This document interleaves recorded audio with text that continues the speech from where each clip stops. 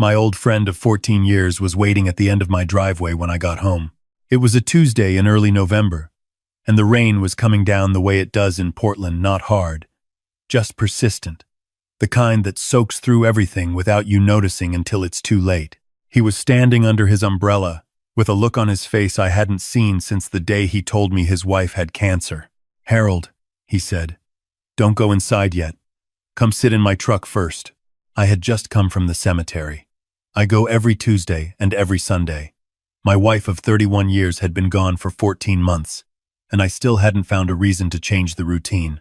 I'd talked to her headstone for an hour about the weather, about the garden she left behind, about the feeling I couldn't shake, this low, quiet dread that had been living in my chest for the past few weeks. I should have trusted that feeling sooner. My old friend's name is Frank. He's 72. A retired Portland police detective who moved in down the street after his second hip surgery. We'd become close the way men our age become close slowly, through shared mornings at the same diner, through conversations about things that actually matter. When my wife got sick 3 years ago, he was the one who drove me to the hospital at midnight because I was too shaken to drive myself. He never mentioned it afterward. That's the kind of man he is. I climbed into the passenger seat of his truck. He didn't start the engine. "Your daughter-in-law was at your house this morning," he said. "Her and a man I didn't recognize. They arrived at 9:15. She used a key." I felt something shift in my chest. "She still has a key. I know. I've been watching since you left." He reached into the console and pulled out his phone. "Harold, I need you to watch something before you go in there. And I need you to stay calm while you watch it. I have spent 34 years as a constitutional law professor at Lewis and Clark College.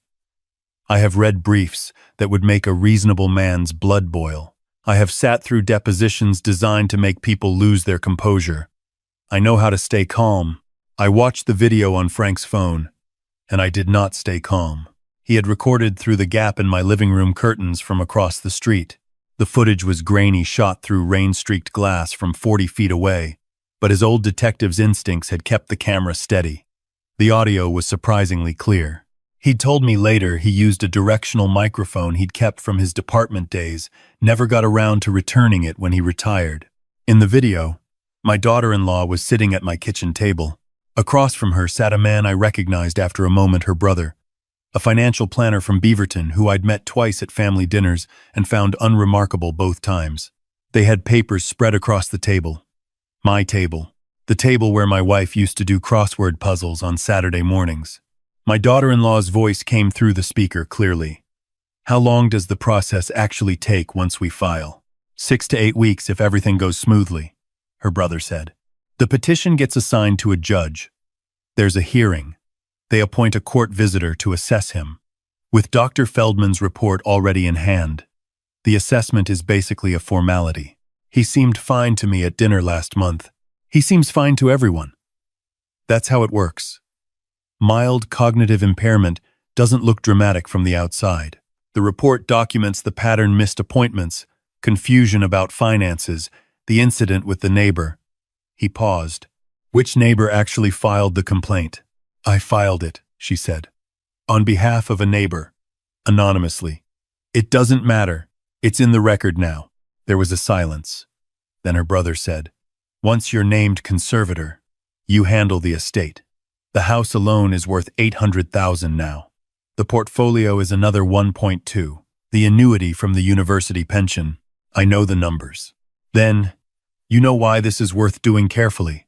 My daughter-in-law leaned back in her chair.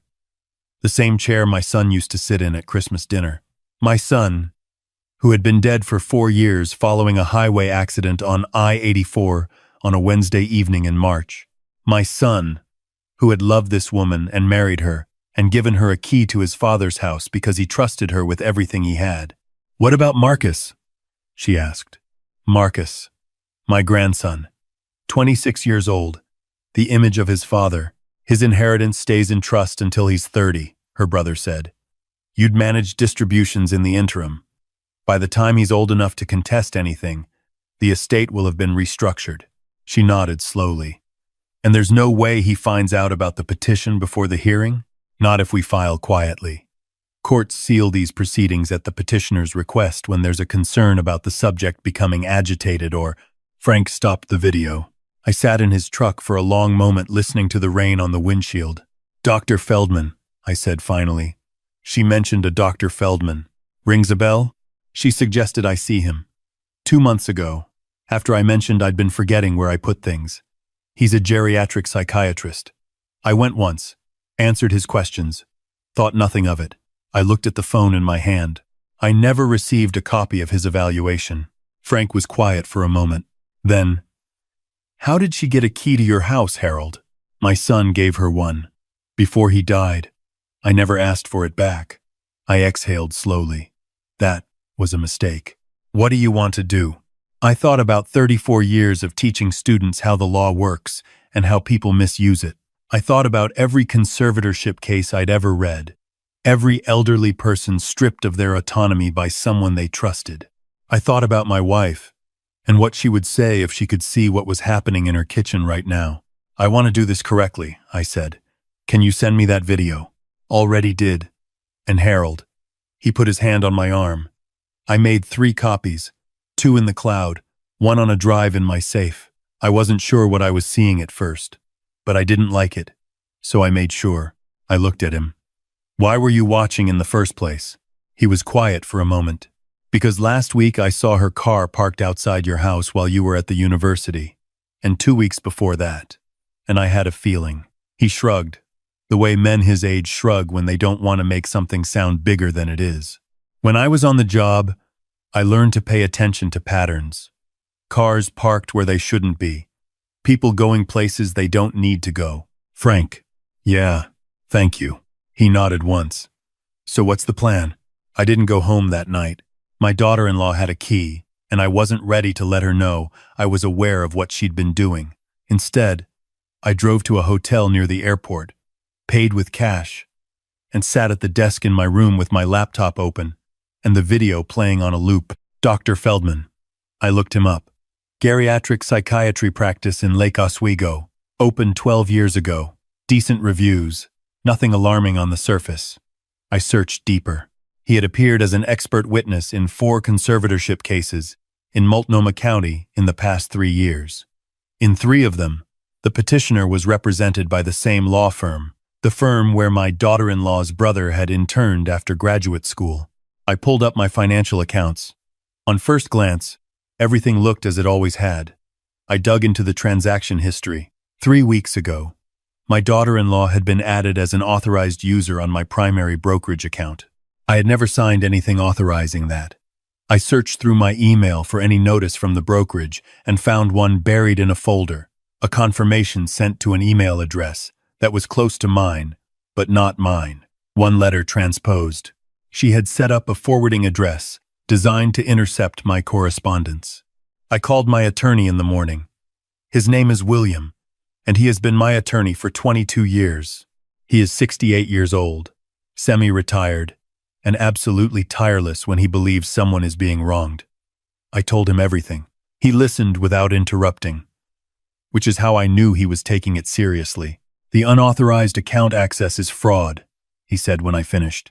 "The forged authorization is fraud. The fabricated neighbor complaint feeding into a psychiatric evaluation designed to support a conservatorship petition that's elder abuse under Oregon statute. Potentially criminal elder abuse, if we can prove coordination. Can we prove it? Not yet, but we're going to." I heard him writing something. "First thing, I need you to get your own cognitive evaluation. Someone clean. Someone she has no connection to." I called a neuropsychologist I had worked with at the university on a research ethics committee 8 years ago. She agreed to see me that afternoon. The evaluation took 4.5 hours, comprehensive, documented, time-stamped.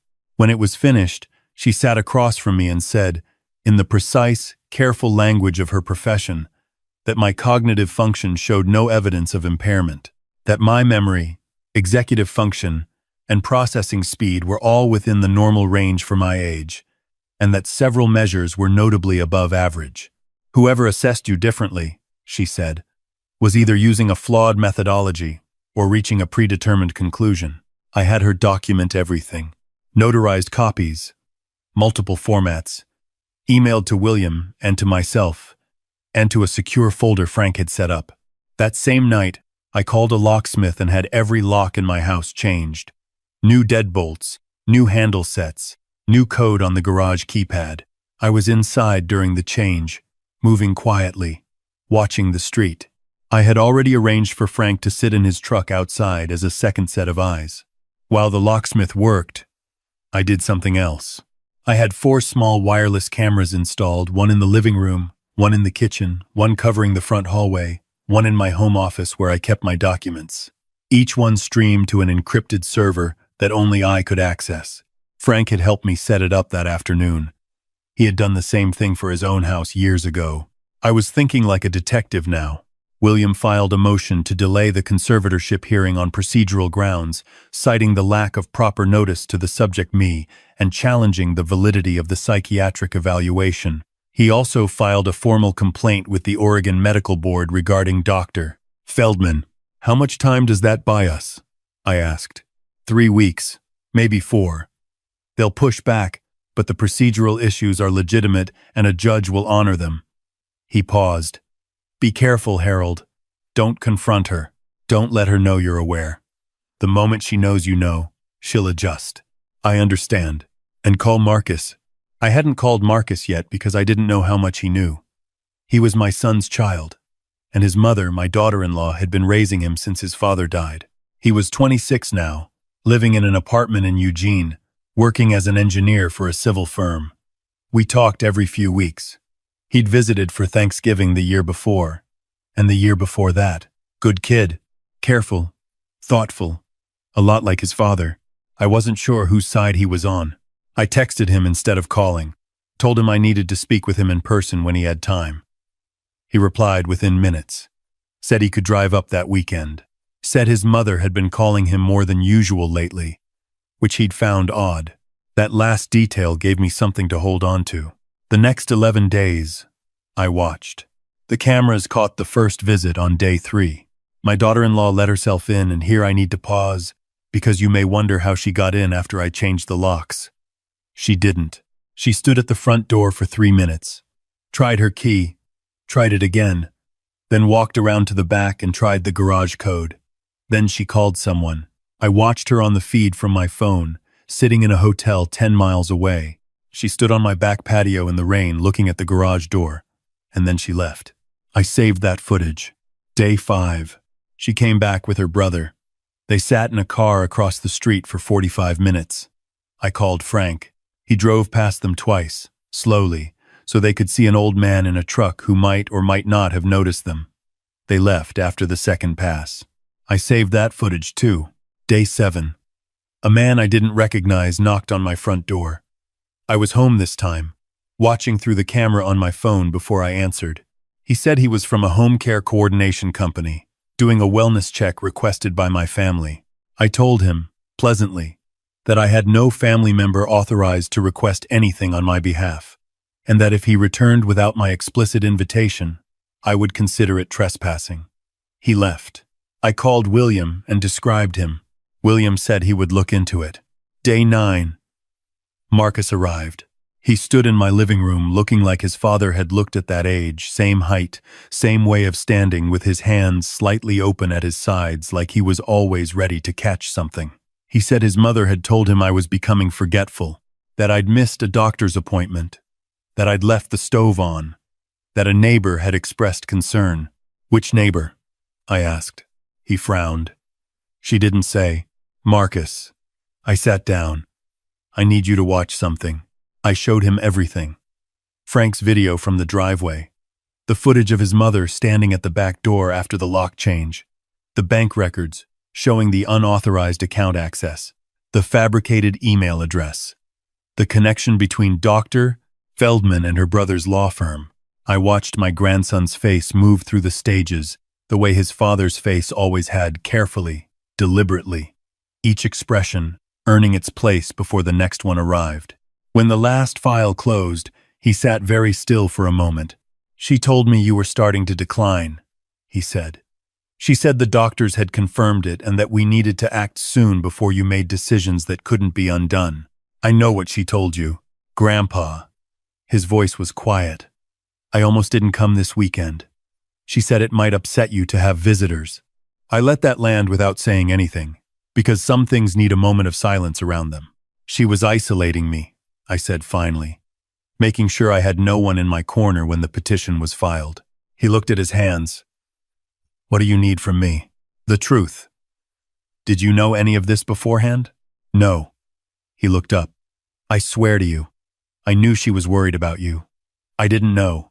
He stopped. I should have called you myself instead of listening to her. I should have come sooner. You're here now. What do? We end it. But I need you to do something difficult first. I looked at him directly. I need you to call your mother and act as if nothing has changed. Tell her your visit went fine, that I seem a little tired but otherwise okay. Can you do that? His jaw tightened. He had his father's jaw. Yes, good. Because in 4 days, I'm going to invite her to dinner, and I need her to walk in without her guard up. The dinner was on a Friday evening. I invited my daughter-in-law under the pretext of discussing what she described as my care needs going forward. Cordial.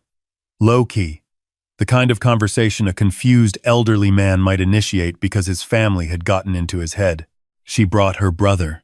What she did not know was that William was parked down the block with a Multnomah County detective named Rosa, who had reviewed our evidence package 3 days earlier and described it, in professional language, as one of the most thoroughly documented elder fraud cases she had seen come across her desk. She did not know that Frank was monitoring the camera feeds from his truck. She did not know that Marcus was in the guest bedroom down the hall. She did not know that the conversation we were about to have was being recorded to 3 separate devices simultaneously, all of it legal under Oregon's single-party consent law, all of it admissible. She came in like someone who believed she was doing a kindness. That is the most unsettling kind of person, the one who has rewritten their own story so completely they no longer recognize the original. Harold, you look tired, she said. Are you sleeping? Sit down, I said. Please. They sat.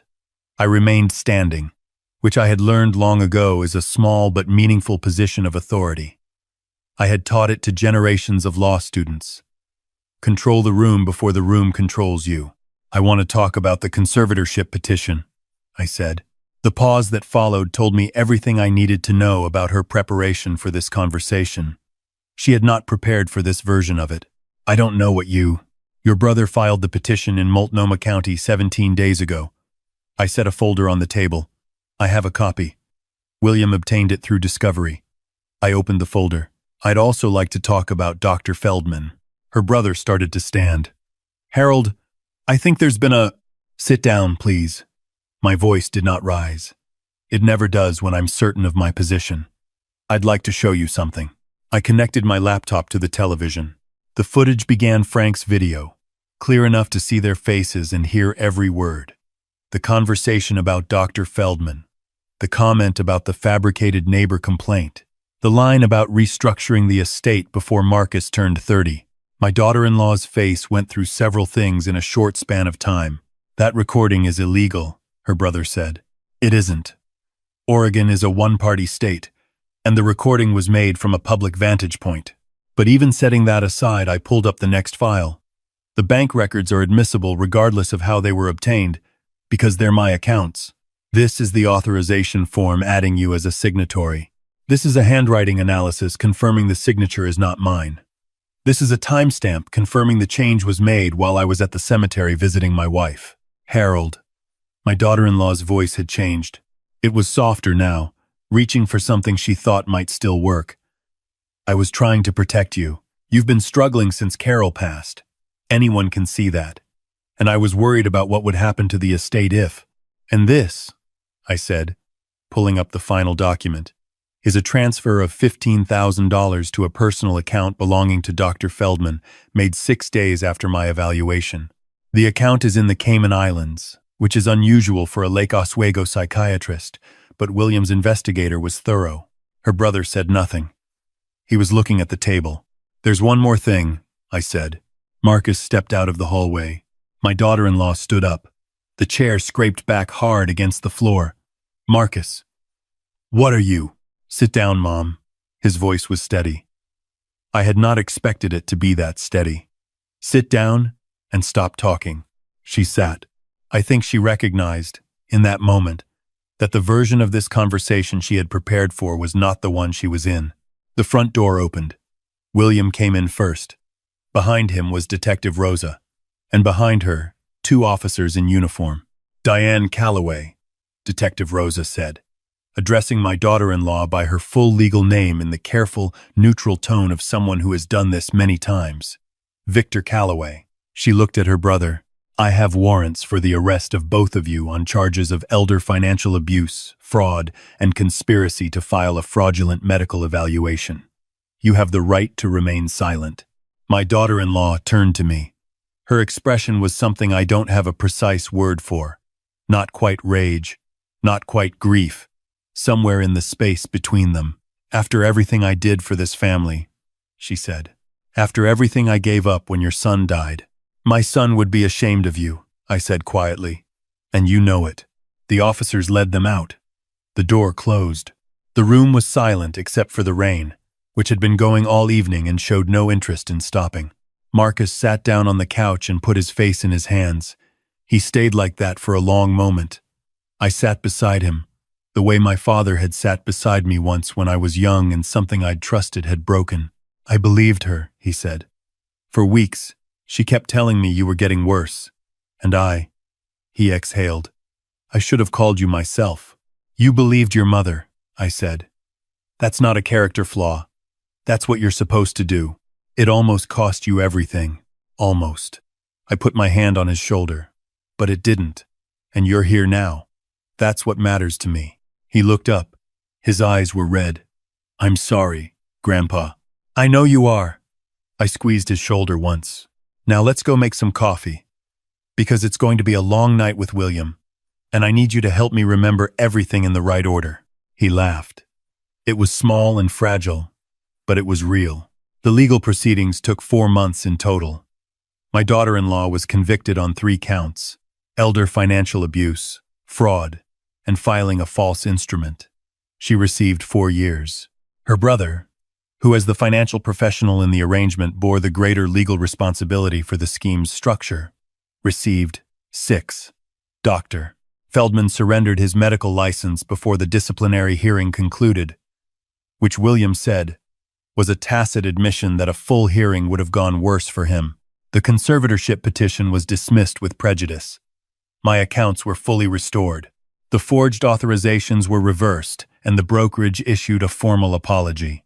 Marcus stayed in Portland for 3 weeks after the trial.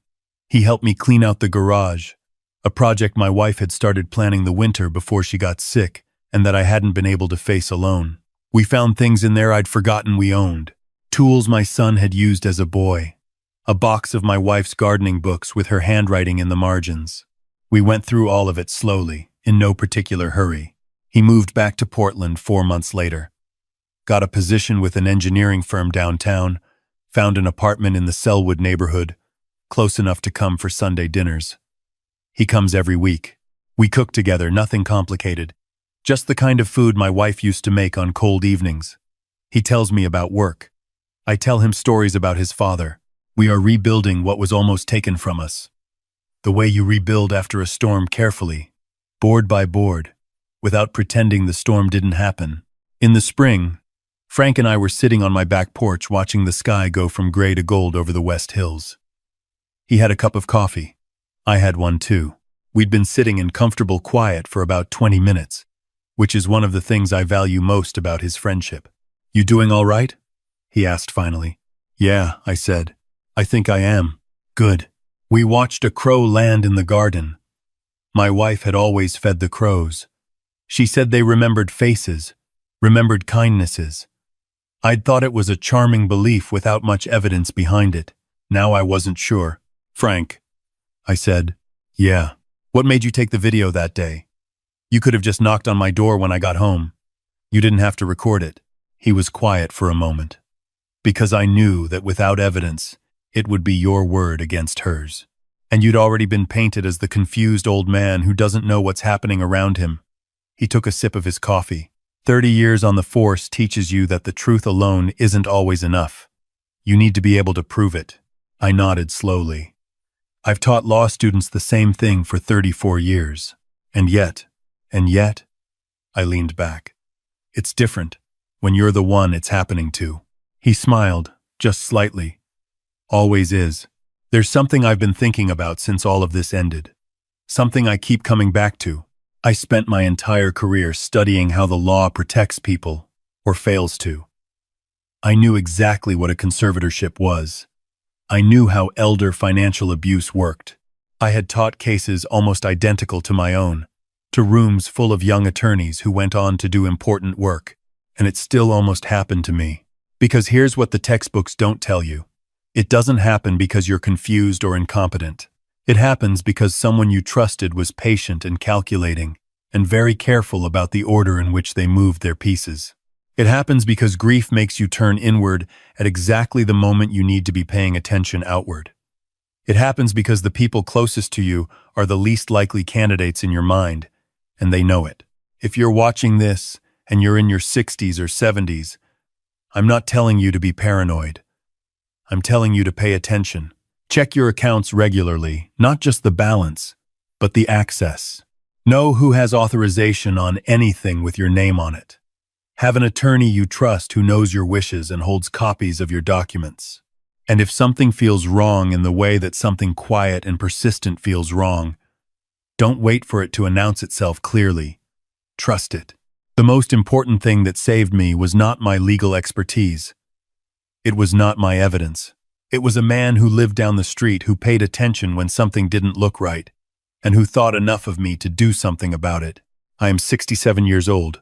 My wife is gone. My son is gone. But I have my grandson. And I have my friend. And I have this house. And I have however many years remain to fill with things that actually deserve my time. I'm going to be careful about what I fill them with. Drop a 2 in the comments if you stayed with me all the way through. I'd love to know you were here, and if this story spoke to something you've been carrying, consider sharing it with someone who might need to hear it. Sometimes the thing we pass along is the thing that makes the difference. Thank you for being here.